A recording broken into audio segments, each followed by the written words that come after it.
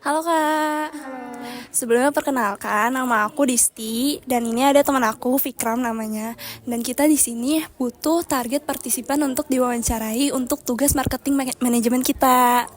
Nah, tugasnya apa? Tentang focus group discussion. Sebelumnya aku mau nanya dong, di sini kakak-kakaknya semua Instagram user bukan ya? Iya. Nah, kebetulan juga kita nyari target partisipannya itu yang Instagram user. Dan kakak di sini pakai skincare semua kan ya? Iya, pakai. Oke, kita mulai ya kak.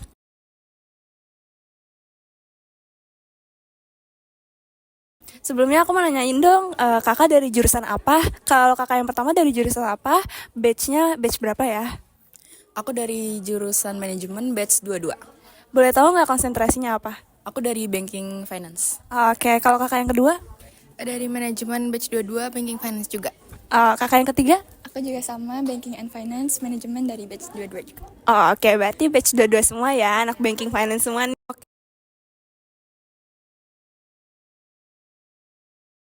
Oke, aku mulai ya kak untuk pertanyaan pertamanya.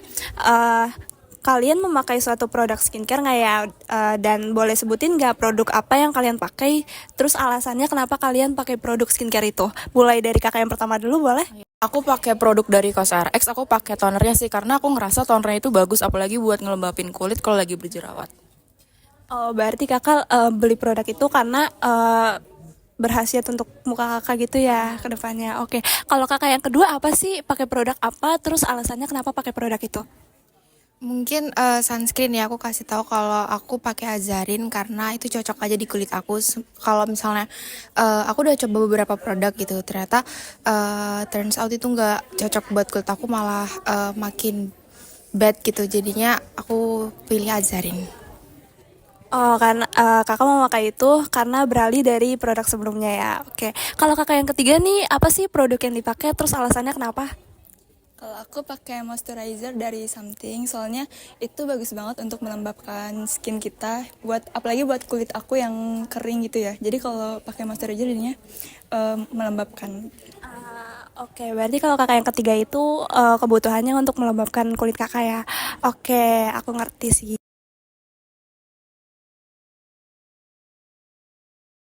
Oke, untuk pertanyaan selanjutnya kan kakak tadi udah nyebutin tuh produk skincare-nya apa, kayak COSRX, Azarin, dan Something. Nah, aku pengen tahu nih, dari produk yang kakak suka itu kira-kira kakak follow Instagram-nya nggak?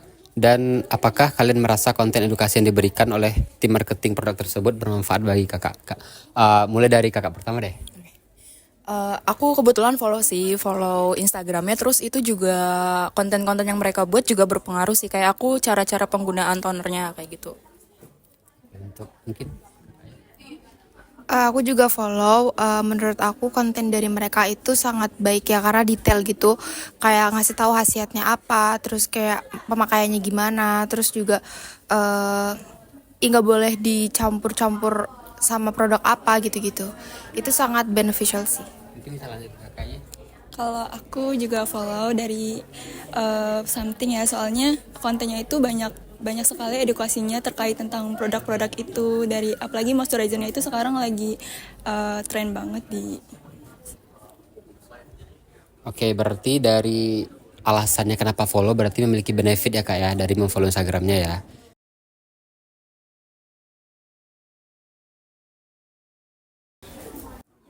Oke, kan tadi kita udah tahu nih kakak-kakak semuanya udah follow Instagramnya kan.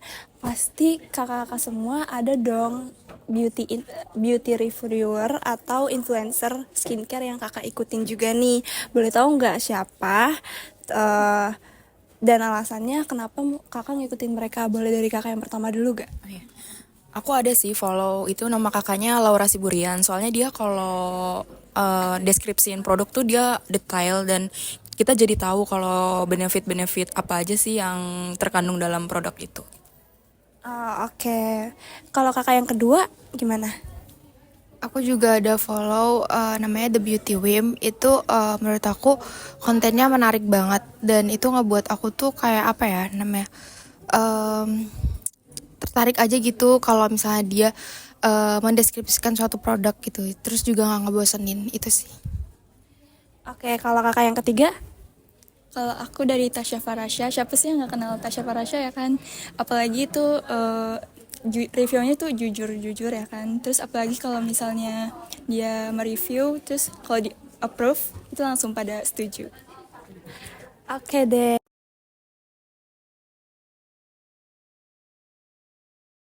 Oke, nah tadi kan kita udah ngomongin tentang influencer ya. Ternyata dengan kita melihat influencer, kita jadi tahu kayak bahwa produk itu bagus. Nah, sekarang aku mau nanya nih, kalian ini kakak-kakak ini termasuk customer yang mencari tahu tentang online review dari satu produk nggak sebelum membeli produk tersebut? Mungkin bisa sharing dari kakak pertama.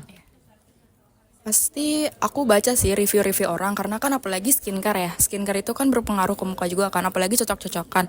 Pasti aku baca sih yang pertama. Oke, mungkin bisa lanjut ke kakaknya.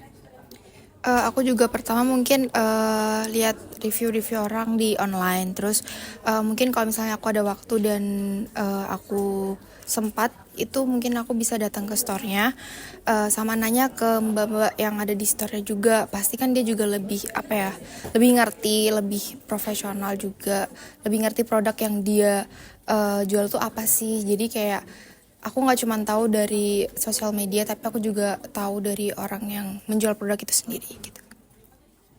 Kalau aku juga pastinya aku lihat review-review dari orang lain dulu. Biasanya aku lihat di kolom komentar kan biasanya suka ada ini bagus nih, ini bagus. Jadi kayak aku jadi pengen beli juga, jadi cocok-cocokan aja.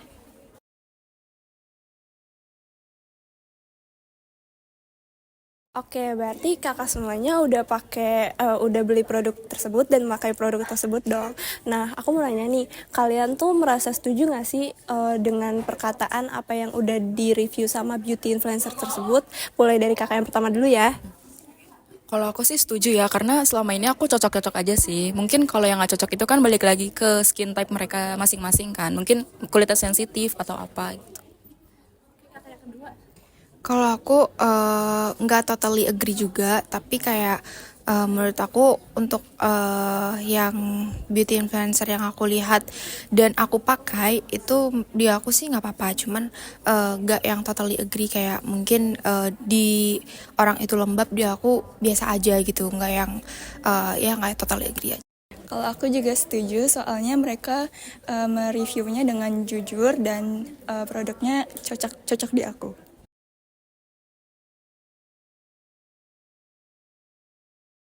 Kan aku tadi udah denger nih dari influencer yang mempengaruhi kakak untuk beli satu produk dan kakak setuju dan apa yang mereka bilang benar gitu kan dan cocok produknya dengan kakak. Nah, sekarang aku pengen nanya bagaimana jika terjadi gitu suatu masalah di mana produk yang kakak beli dengan apa yang telah disampaikan oleh influencer tidak sesuai gitu, ternyata nggak cocok. Contohnya influencernya bilang produk ini bagus gitu, ternyata kakak pas make nggak bagus gitu. Nah, kira-kira jika itu terjadi gimana kakak mengatasinya nanti? Mungkin mulai di kakak pertama. Mungkin kalau aku saat nggak cocok pakai produk aku langsung stop sih, karena ntar jadi meradang kemana-mana, malah jadi ke dokter. Mending move ke produk lain aja. Kalau aku sama sih, mungkin move ke produk lain karena menurut aku kayak nggak semua skincare atau tipe kulit kita kan sama ya. Jadi kayak mungkin kalau di orang itu bagus, di kita enggak, jadi ya stop aja sih. Kalau aku stop pemakaian mungkin karena kalau di reviewnya influencer itu cocok, tapi kalau di kulit aku nggak cocok, jadi aku lebih memilih berhenti memakainya.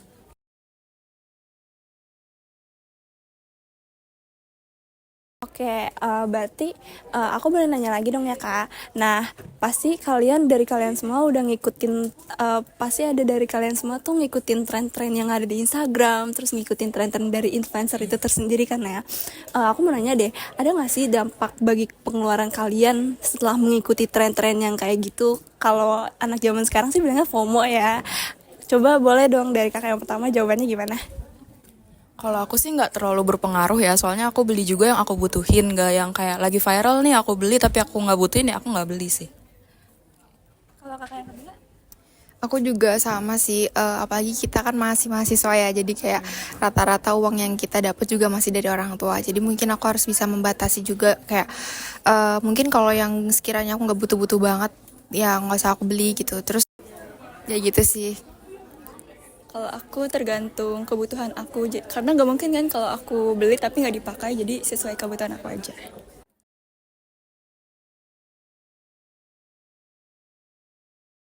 Oke, ini pertanyaan terakhir nih Kak. Aku mau nanya nih, kan tadi katanya Instagram sama influencer itu kan berpengaruh banget ya bagi kita semua di dunia perskincarean ini. Nah, ada nggak sih saran atau solusi bagi beauty reviewer biar kedepannya tuh bikin kontennya kayak gimana gitu loh? Buat kakak yang pertama gimana jawabannya? Kalau menurut aku sih kayak beauty reviewer itu bisa lebih kreatif lagi. Apalagi anak-anak muda sekarang nih kayak Gen Z tuh kayak suka yang baru-baru gitu lah, istilahnya yang kayak baru ngeliat produknya aja, walaupun produk itu eye-catching pasti kayaknya bagus nih gitu, walaupun belum dicoba, tapi seenggaknya mereka udah narik dulu lah si followersnya. Kalau aku mungkin lebih edukatif ya, terus juga bisa dia di endorse atau enggak, kita juga berharap kalau dia itu lebih ngasih edukasi dibandingin marketing terus gitu, kayak jadi kita bisa lebih tahu lah kayak dari produk ini itu sebenarnya benefitnya apa aja gitu-gitu. Kalau saran aku, beauty influencer lebih jujur dalam mereview produk mereka, walaupun di endorse tapi lebih mention kelebihan dan kekurangannya dari produk yang mereka review.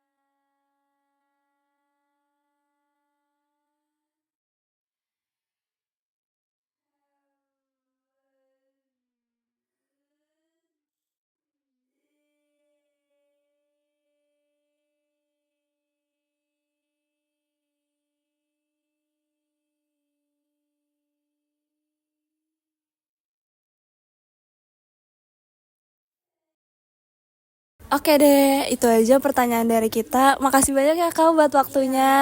Have a good day.